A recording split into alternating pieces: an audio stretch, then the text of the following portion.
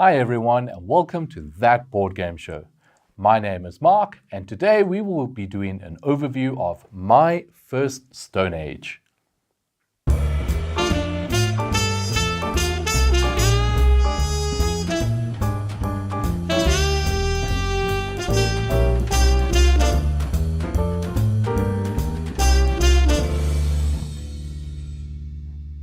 My First Stone Age is a wonderful game that is aimed for children aged about 5 up.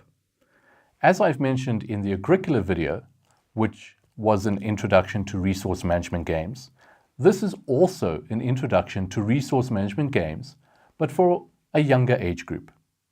The pieces are large and very differently designed, so easy to tell them apart. We have the ivory, we have berries, we have pottery, we have stone arrowheads, and we have fish.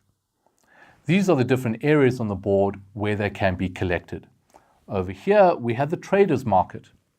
So the interesting thing with this game is it mixes resource management with memory. You might be wondering, how do I get around the board? I don't see a dice. Well, that's where these come in. On your turn, let's say, for example, we're starting with green. The green player would turn over this, and we have this number 6. So green moves 6 spots. 1, 2, 3, 4, 5, 6. And he would get a fish. Now he can hide the fish behind his little settlement. There's space where it can slide in underneath.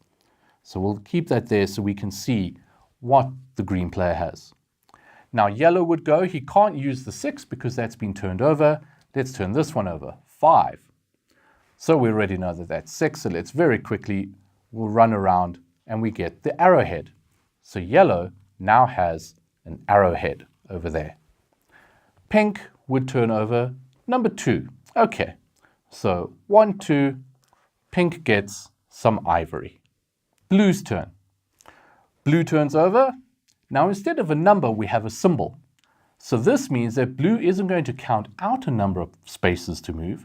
They can go directly to the stone arrowhead section and take a stone arrowhead. If there were no stone arrowheads left, unfortunately, there's none to take.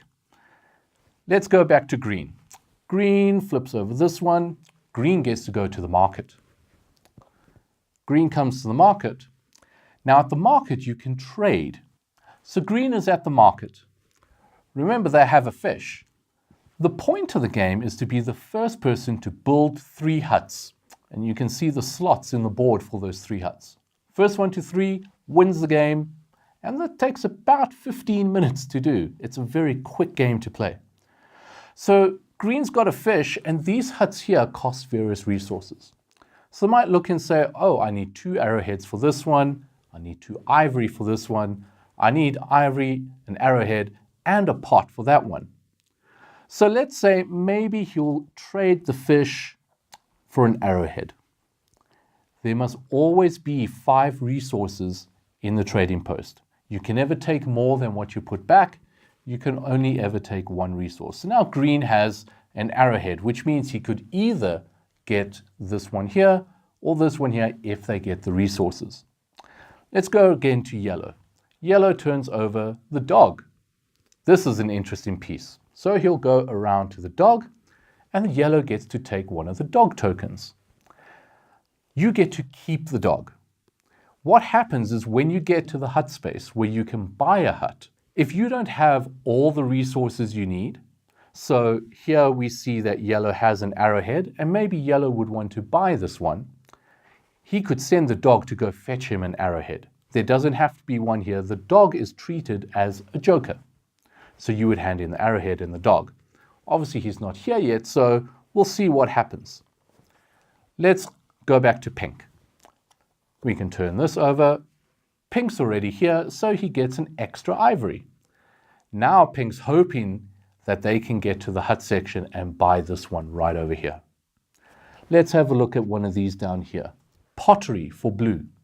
So blue is going to go all the way around the board, following the arrows, till he gets to the pottery section, takes a pot. So now we have a pot and an arrowhead for blue. And play is going to keep going around and around. So let's go again for green. Green is now going to run all the way around and get another fish. He just got rid of his fish. Now he's got another fish and he can't use it. It's going to be very interesting to see what green can do. Let's turn one over for yellow. Yellow gets to move one. He gets the last ivory. So yellow now has an ivory, an arrowhead, and the dog. Let's turn this one over for pink, the berries. Pink gets to move here, gets the berries.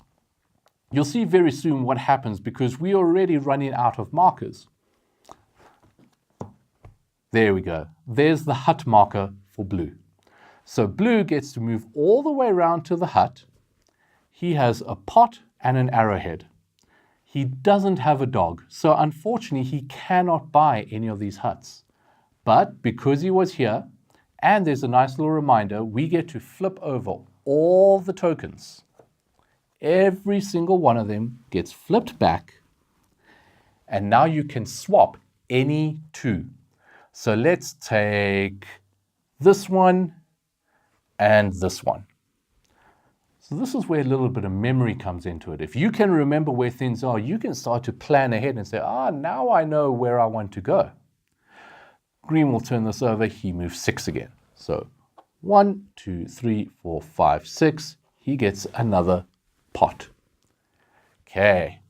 This is where the memory is really going to come into play. Yellow has the dog, the arrowhead, and the tusk. He wants to get his first hut.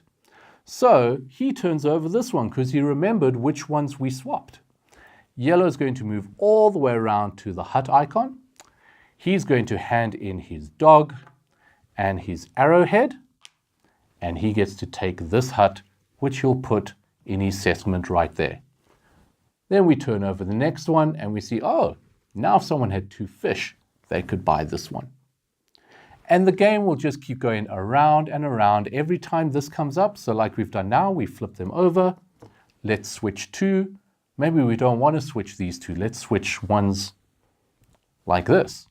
So people might remember that this is the hut icon. And the gameplay will just continue going around and around until one player has managed to collect 3 huts, and they will be the winner if they manage to get all 3 huts. So a very quick, easy game to play, beautifully carved pieces, and good resource management, good memory, and maybe a little bit of planning and strategy will help you get ahead.